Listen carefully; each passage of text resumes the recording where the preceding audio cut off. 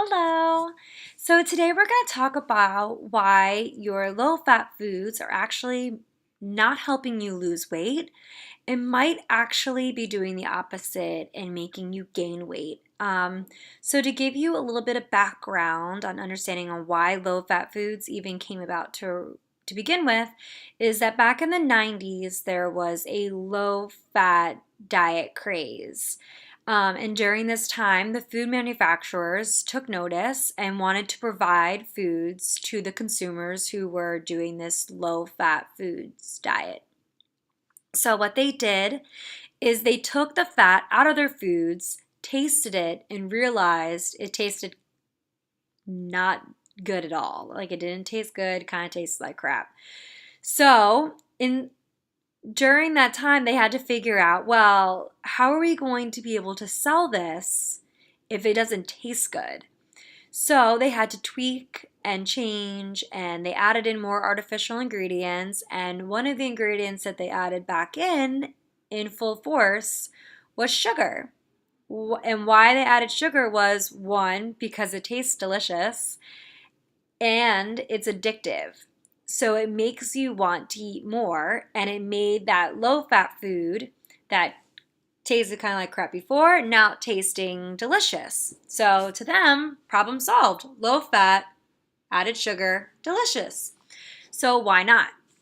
So if you have like in my last blog post, I wrote about cravings and about sugar cravings. Specifically, I talked about that. So if you have any questions or you want to understand why it's addictive or how you can break that cycle, you can refer to that blog post and it will give you some more information. So you can kind of get out of that whole rabbit hole of going back to sugar. So the problem with sugar is that sugar in excess is stored in the body for energy, which in theory sounds great.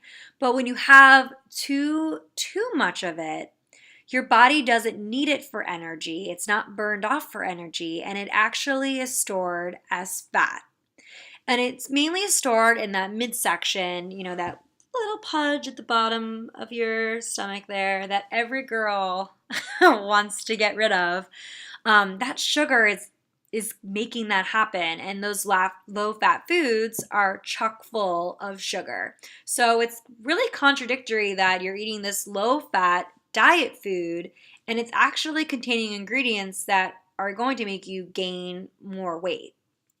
So, what's a girl to do?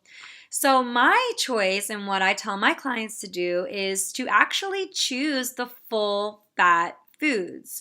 They're going to have less chemicals, they're going to have less sugar, and you can check and make sure. I mean, not all processed foods in general are not something that I tend to eat a lot of. I push for more natural foods, but you can understand that over time. And if you read my my cravings blog, I talk about that a little bit. But if you're going to eat processed foods and you're going to eat a Greek yogurt, for instance, which I love, you can have that in a natural form without having a ton of added chemicals and added sugar to it.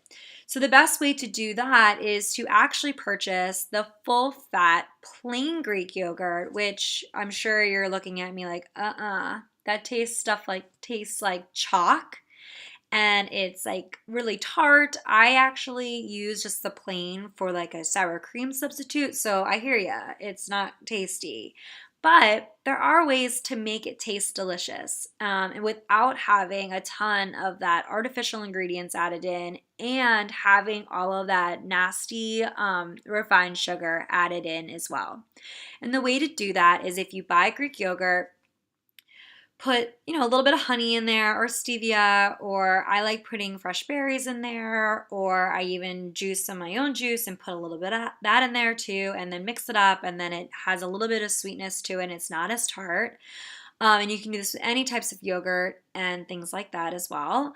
And I want you to take notice now going forward, and I just throwing a dare out there to check the low-fat foods that you're buying and looking at the ingredient list. If there are a ton of ingredients that you can't pronounce, they're obviously artificial ingredients and they're not real food.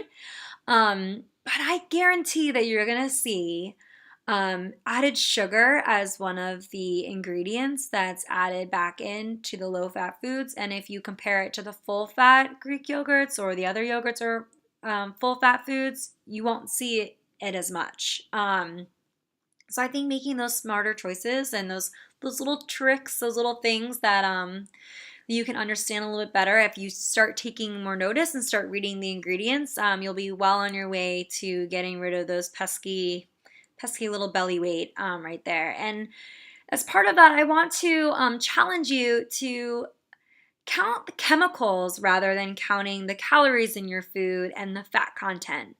Take a look at that instead, and I guarantee you're going to start feeling a lot better and still enjoying your food at the same time. So if you have any questions or any comments or want me to answer anything, feel free to send some questions down the comments section below and I'd be happy to answer them. All right, so good luck, set forth, full fat, woohoo!